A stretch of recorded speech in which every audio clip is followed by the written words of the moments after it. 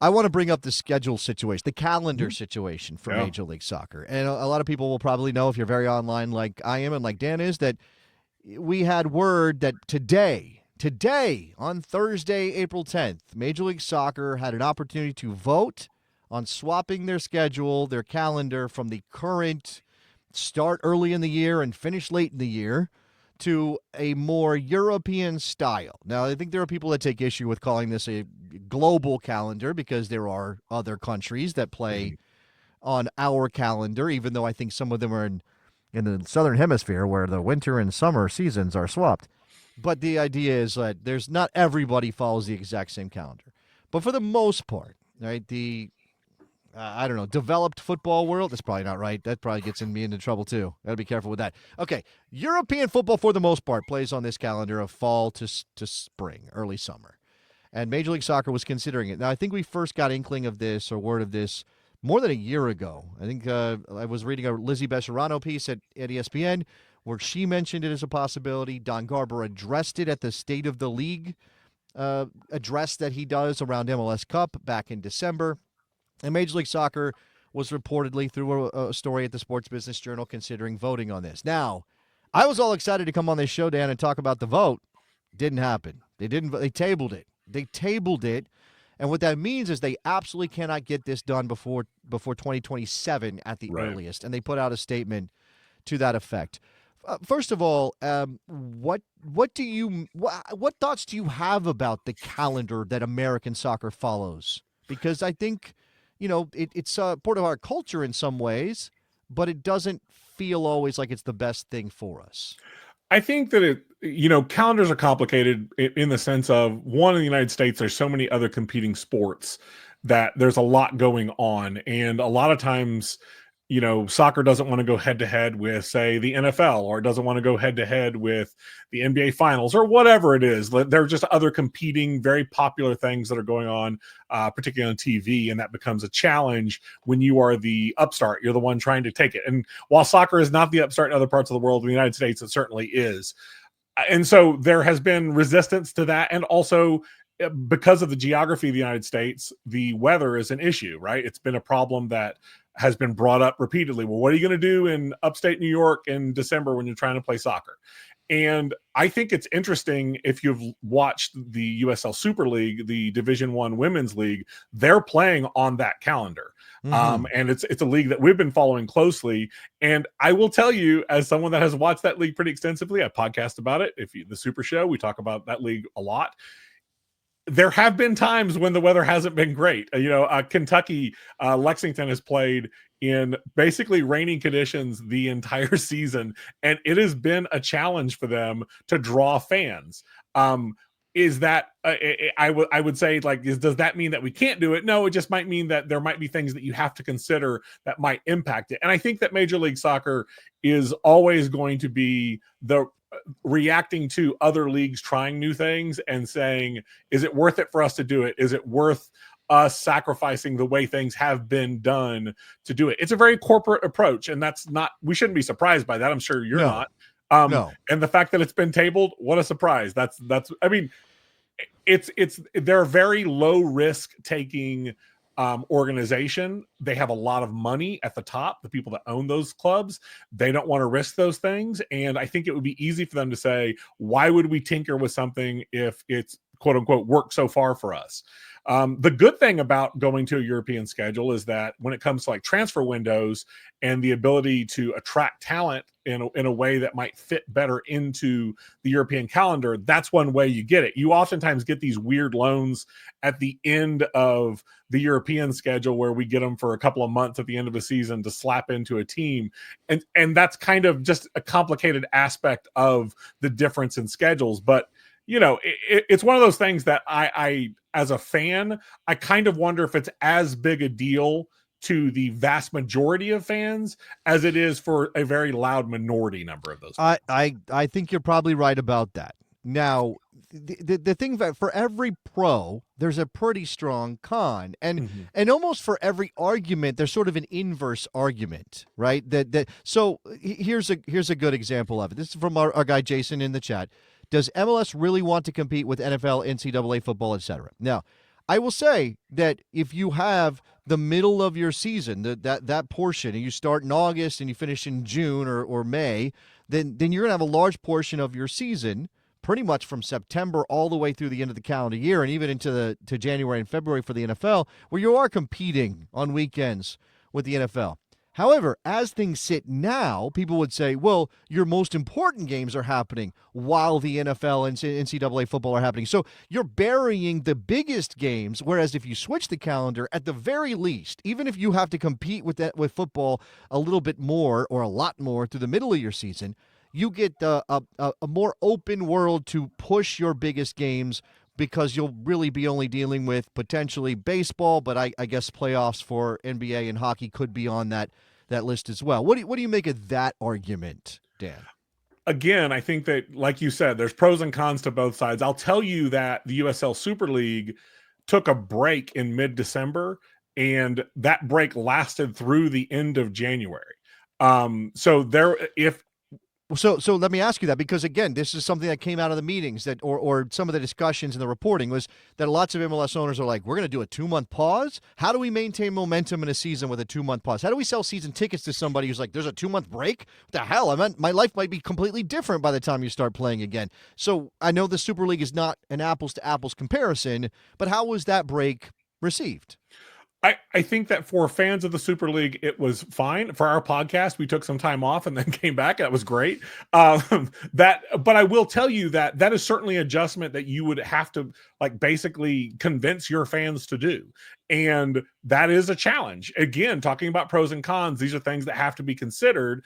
And if you're a risk averse owner of an MLS franchise, you probably don't want to do this. This is not something you want to do. And again, I would argue that the people that are the most pro of when it comes to the European calendar are, I think, a very small minority of American fans. It doesn't mean it's a bad idea, and I want to be clear on that.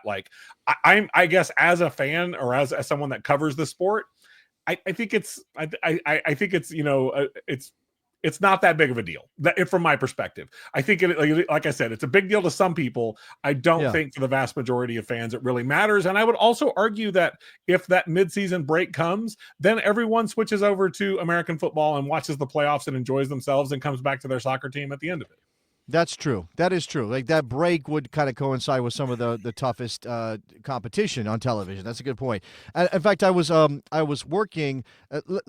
So I kind of wanted to be able to visualize these things, right? Because I'm not always the best sort of thinking about these things in abstract. So there have been sort of attempts to give us, I don't know, at least some sort of look at how this might go down. So let me see if I can bring in, and I believe there's at least one small kind of discrepancy here because of the way MLS has it's been reported how MLS would apply this. But this is, let me get this one off the screen, put that one up.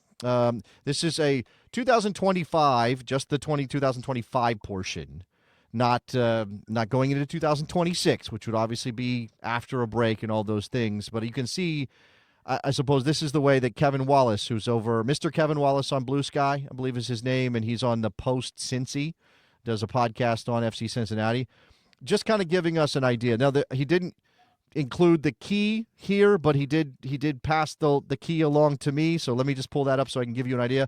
Green is regular season, yellow is playoffs, red is FIFA match dates, and blue would be the quote-unquote off-season. So again, you get all the way down to December 21st, and that would be the winter break starts. He did include that in the description over there. So, again, we're talking about, leaving open that space for the summer where MLS is constantly competing with international soccer, in its own sport, and has to deal with MLS players going away or deciding if they're going to take a break. We know they're going to take some sort of break. I think it's a couple weeks for the Club World Cup this year because it's on American soil. And they've committed to a break next year for the World Cup, but have not said whether they're taking the whole thing off or half of it off. We don't know, but of course that's happening here. It seems odd to be competing against the World Cup with your own domestic league. And that's why I think people, Dan, were thinking they need to get this done so they can use that. We're going to pause the World Cup and a big break before you go into the new calendar, the fall after the World Cup or the late summer after the World Cup. And I guess, again, the logistics of this, sort of the work to be done to make sure you're prepared is just a heavy lift. Well, the schedule congestion has been something that MLS has long been criticized for, the addition of so many sort of extracurricular competitions that allow MLS to make more money off their teams has always been sort of a consistent criticism of. And it's funny because they're the first ones to complain about schedule congestion when they're oftentimes creating their own problems. And I guess, anytime you talk about shaking up something as big as this, it would obviously create a lot of cascading effects into other competitions. And how does that impact the Open Cup? How does it impact a lot of the CONCACAF competitions that go on? There's just a lot there that really has to be worked out. And I for better or for worse, it would be interesting to see how that would play out. Yeah, and you're talking about the on the field stuff, all important, probably the most important thing. But let's not forget that the league has commercial contracts and player contracts that would all have to be reworked. Every contract essentially with a player that extended through whatever change you're doing would have to be broken and rewritten and re-signed. So now you're just dealing, again, it's not that it can't be done. It's just a lot of work to get it done. And it's been pointed out several times in the chat. Shout out to Trooper Barry and I think a couple other people that Japan's done this, or they're working on it. They're not quite there, but they've put into motion the plan to switch their calendar. And I'll admit that I have not read all of the material on this. I would suggest that anybody who wants to catch up on how Japan is doing this, go look for Dan Orlowitz. Is that right? Dan, do you know Dan Orlowitz? That name is familiar to me. He is on Blue Sky and Twitter under the same name. It's Aishi Teru Tokyo, AISHITERU Tokyo.bluesky.com is where I follow him. And he's based in Japan. He's based in Japan, and he's given us a big, long explanation that anybody wants to go read. Here's Trooper Barry. J-League switching to fall spring for 2026-27, but talks about the change have been going since the 2000s. So we're talking like almost 20 years. It's wild to think it's coming together in the U.S. this quickly. It's kind of not. I mean, they could still do this. They have tabled it. There very well could be a vote. I threw up the statement earlier. I'll do it again. Major League Soccer's Board of Governors said that they are going to move into a second phase of exploration.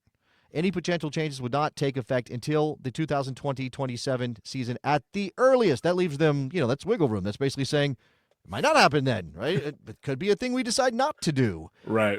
I do think it's fascinating they are considering it, though, because what I think, if you look at the psychology of this, Dan, and I know the CSOs, all the chief soccer officers are like, hey, I can't sign the guy we need because the team doesn't want to give him up. They're in the middle of their season in January. They don't want to sell him to us, but we know he'd be great here.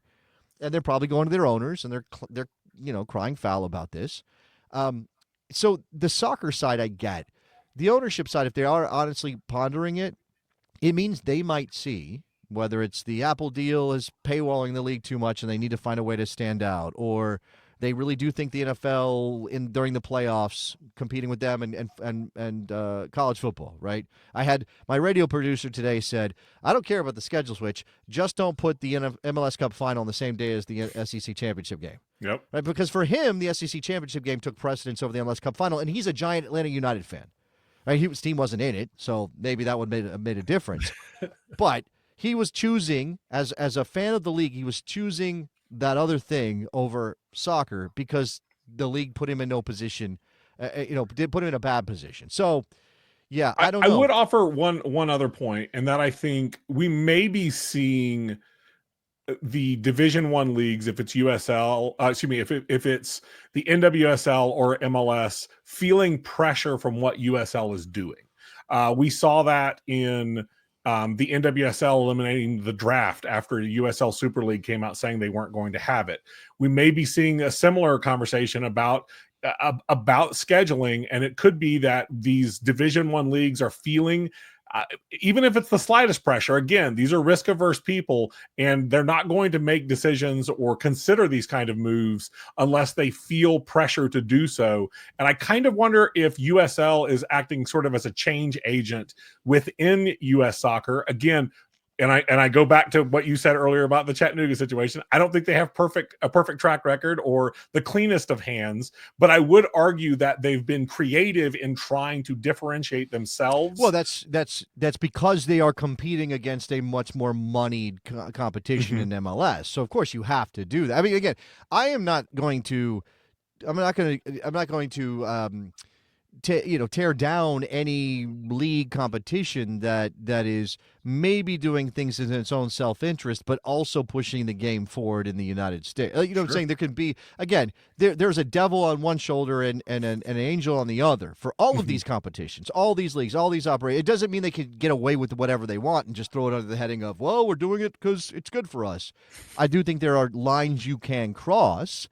But I think for the most part, and again, this is sort of something I talk about a lot, Dan, and you and I may have talked about this at some point, that we exist in a country, and this game is trying to grow in a country that has no cohesive cultural identity. We don't all think about soccer the same way because we don't have a collective history with soccer. We don't go back 80 years with all thinking about the same clubs and the same leagues and the same players. There's no Babe Ruth of soccer is basically kind of what I'm saying to kind of tie us together. So everybody's got their own idea, and everybody thinks that their way is the better way and the right way and all those things. So, and we also have very strong antitrust laws in this country. So you can't go diving into things and say, well, if only that league would do everything itself, or if only U.S. Soccer would tell everybody how to do it. No, none of that works, right? When Pablo Maurer dropped his... Back in the 80s, they had a pro-rel plan for American soccer. When he dropped that story this week, there is a quote in there from Sunil Gulati, not everybody loves, but he's right when he says, we never did anything with it because we would have been sued. Nobody can tell leagues you have to do pro-rel in this country. Nobody gets to tell a business how to run as what is nominally just an organizing body authorized by Congress on some weird line item. I mean, none of this is held together by much more than Scotch tape, Dan. Is that right? Am I right about that? I think that is certainly a fair description. I would also argue that it gives us a lot of freedom to interpret the game and do creative things. Some people have been critical. Absolutely. We think about you watch that grainy footage from the mid 90s of the MLS shootouts and the way that they're so different from European shootouts.